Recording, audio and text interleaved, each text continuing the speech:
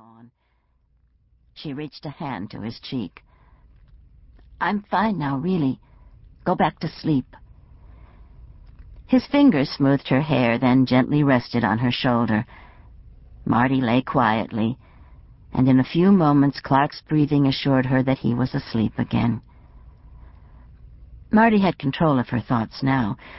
With the terror of the dream pushed aside, now she used the quiet moments before the dawn to think through and plan for the activities of the day.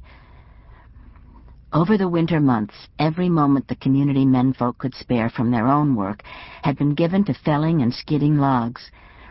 The families in the area felt strongly the need for a school for the educating of their children, and they knew the only way they would get one would be to build the structure themselves and find a teacher to go with it. It would be a simple one-room affair, built near the creek on a piece of property donated by Clark and Marty Davis. Gradually, the piles of logs had grown. The men had been anxious to bring in the required number in front of the spring thaw, and then, before the land would be beckoning to their plows, there would be time for a work bee or two. The log count had been taken, the requirement filled. Tomorrow was the day set aside for the school raisin. The men hoped to complete the walls and perhaps even add the rafters. The building would then be completed through the summer as time allowed. By fall, the children would have a school of their own. Marty's thinking jumped ahead to the teacher. They still needed to find a teacher, and they were so difficult to locate and interest in coming out to the frontier. Would they build their school only to discover that they were unable to obtain a qualified teacher? No, they must all pray. Pray that the little group working on the search would be fruitful, that their efforts of building the school would not be in vain, that a suitable teacher would be found. Little Missy would not attend the school for its first term. She would be 5 come November and probably too young to join the others starting in the new school. Marty felt torn. She wanted Missy at home with her for another year. Still, in all the excitement over the new school, it was hard to not be actually involved with a child in attendance. She reminded herself again that Clark and she had decided Missy should wait. A hard decision, for Missy talked about the new school constantly. At first the school had seemed so far into the future, but now here they were on the threshold of its birthing. The thought of it stirred Marty, and she knew she would be unable to go back to sleep, even though she should. It was too early to begin the day's work. Her moving about might waken the other members of the family. She lay quietly, sorting out in her mind what food she would prepare for the school work crew on the morrow, and what would need to be done in preparation today. She mentally dressed each of her children, and even mentally noted which of the neighbor women she might want to have a chat with when the work would allow it. The opportunity to gather together, even if it meant hard work and extra effort, was something Marty treasured, and she knew the others of their community shared her anticipation. The minutes seemed to tick by slowly, and finally her restlessness drove her from under the covers. She lifted herself carefully and slowly, for the child she carried made most movements cumbersome. Just another month, she reminded herself, and we will see who this is. Missy was hoping for a baby sister, but little Claire didn't care. A baby was a baby to his small boy way of thinking. Besides, a baby stayed in the house, and he, at every opportunity, marched along with his pa, trying to match his steps with Clark's. So Claire couldn't see a baby adding much to his world. Marty slipped into her house socks and wrapped a warm robe about her. The little house was cold in the morning. She went first to look in on the sleeping Missy and Claire. It was still too dark to see well, but through the light from the window their outlines assured her that they were covered and comfortable as they slept.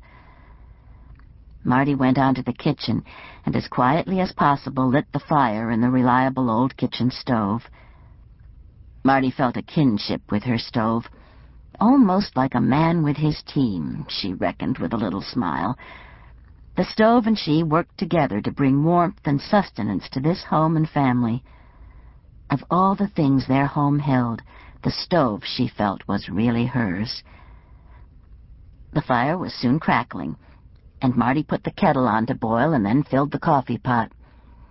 It would be a while before the stove warmed the kitchen and the coffee began to boil, so Marty pulled her robe about her for warmth and lifted Clark's worn Bible from the shelf. She'd have time to read and pray before the family began to stir. She felt especially close to God this morning.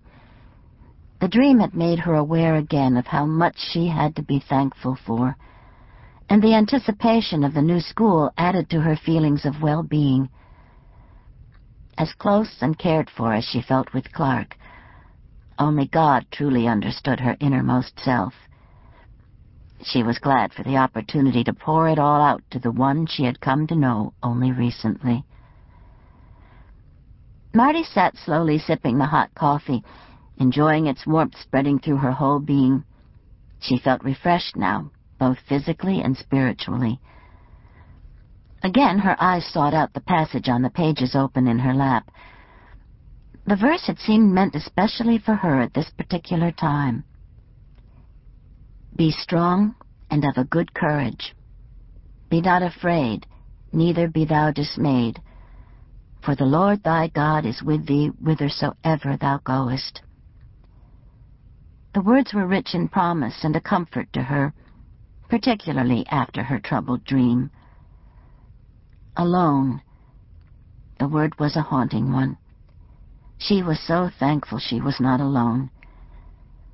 Once more, in deep humbleness and gratitude, she acknowledged the wisdom of her father in bringing Clark so quickly to her after the tragic death of husband Clem. She realized now that as soon as she had inwardly healed sufficiently to be able to reach out to another, Clark was already there, eager to welcome her. Why had she fought God's provision for her for so long? With every fiber of her being. Ma Graham had said it took time for the heart and the emotions to be restored, and Marty was sure that was the reason. Given that time, and Clark's gentle patience, she had been able to love again. To love and be loved, to belong, to be a part of another's life. What a precious part of God's plan for his creation, she thought as she poured herself another cup of coffee. Had she ever been able to really tell Clark all she felt?